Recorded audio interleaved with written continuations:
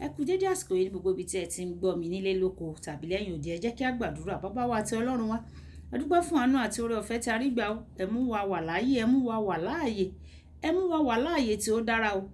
A sì níbi ìgbókùpamọ́ sí, a sì sí lọ́gbà wèrè, a sì lágọ̀ọ́ àwọn agbénipa. Ògo ní fún orúkọ yín Ọlọ́run o. Ẹ gbà ọpẹ́ wa o. Ẹní ọjọ́ ẹtì, a gbàdúrà pé gbogbo ohun tó jẹ́ ẹtì nínú ayé wa, nínú iṣẹ́ wa, nínú iṣẹ́ ìránṣẹ́, nínú ẹbí wa, ẹ̀yin Olúwa yóò fi òpin sí ẹtì lẹ́nìí lórúkọ Jésù. Àti pé ọ̀rọ̀ tí a gbọ́ lẹ́nìí yóò ṣe ọkàn àti ara wa ní rere o. Kò sì ní lòdì sí wa ní ọjọ́ ìdájọ́ nítorí tí a gbàdúrà lórúkọ Jésù Olúwa wa. Àmín. Ìwé ọ̀run ṣíṣí tí a ti ọwọ́ olùṣọ́ àgùntàn Enoch Adeboye kọ. Èní ọjọ́ ẹtì ọjọ́ kẹsàn-án oṣù kẹfà.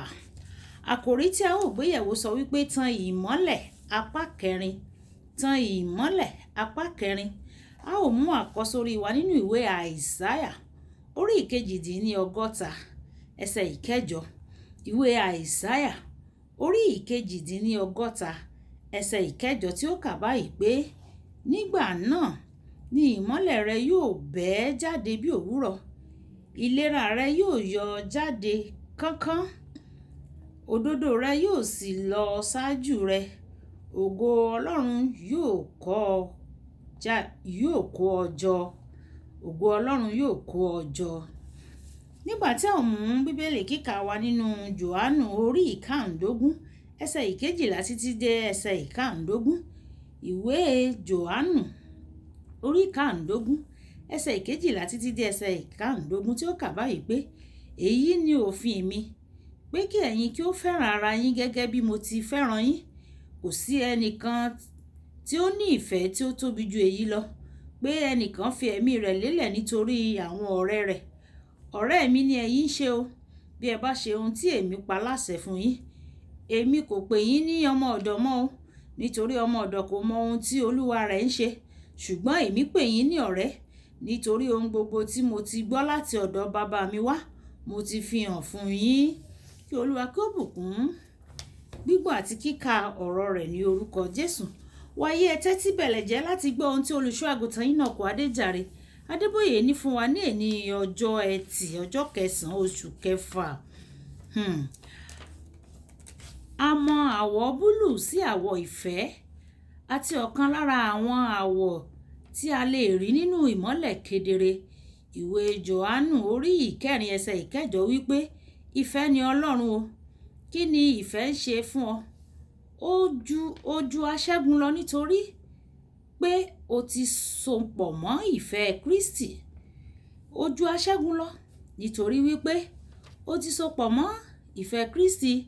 Ìwé Róòmù orí ìkẹjọ ẹsẹ̀ ìkẹtàdínlógójì.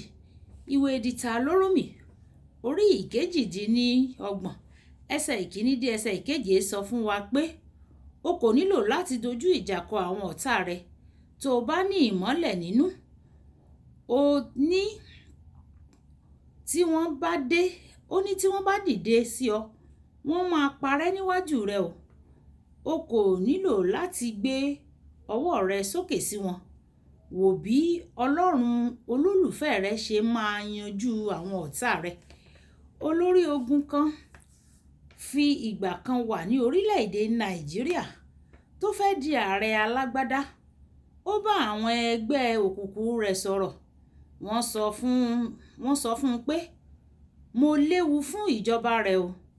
Olórí ogun pinnu láti wá gbé mi nílé. Tí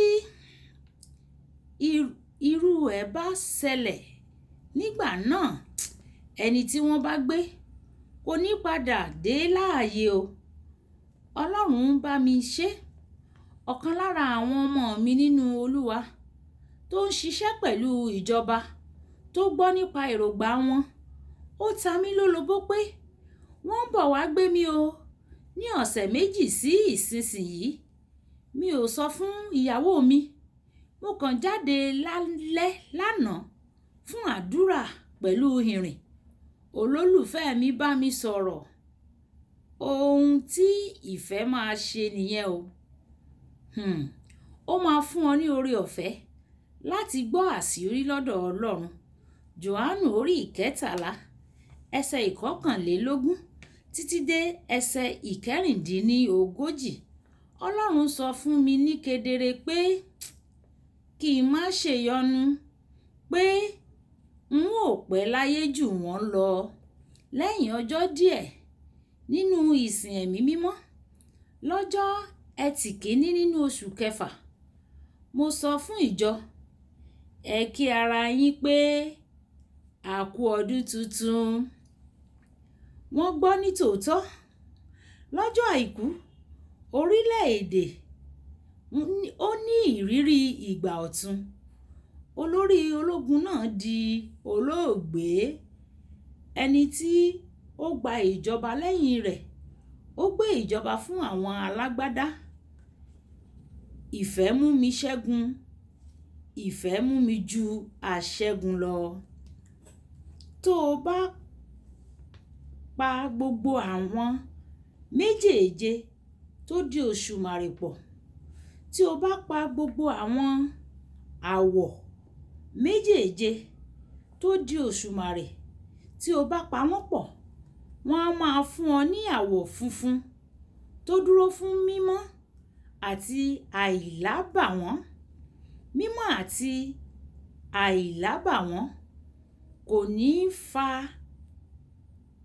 ire wá fún ọ lásán, àmọ́ ó máa jẹ́ kí o rí Ọlọ́run. Ìwé Mátíù orí ìkarùn-ún ẹsẹ̀ ìkẹjọ.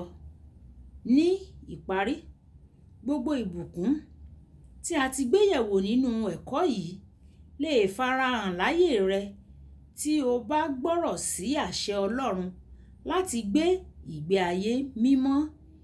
Ìwé Pétérù kìíní orí ìkíní ẹsẹ̀ ìkẹrìndínlógún.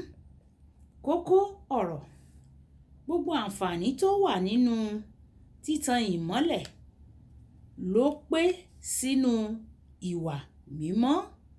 Gbogbo àǹfààní tí ó wà nínú títan ìmọ́lẹ̀ ni ó pé sínú ìwà mímọ́. Ọlọ́run á fún wa ní oore ọ̀fẹ́ láti lè gbé ìgbé ayé ìwà mímọ́ ní orúkọ Jésù. Mọ̀ọ́dé mọ̀ọ́gẹ̀, ìpé ìpéjú ojú ní àlàáfíà, ibi tí a fi àdàgbà ètò ọ̀run kíkà, ọ̀run ṣíṣí kíkà ti ènì tí ní Olúwàbùkọ́lá Ayakótẹ́ mọ̀ sí ìyá ènìyàn rere, ìyá àwọn ọmọ rere, ọ̀rẹ́ ẹ̀yin ènìyàn rere ni ó ka ọ̀run ṣíṣí ti nígbà tí a máa pàdé lọ́la. Ìpàdé wa bí oyin o, kí Olúwa má kọ àtúrí. Ó dàbọ̀.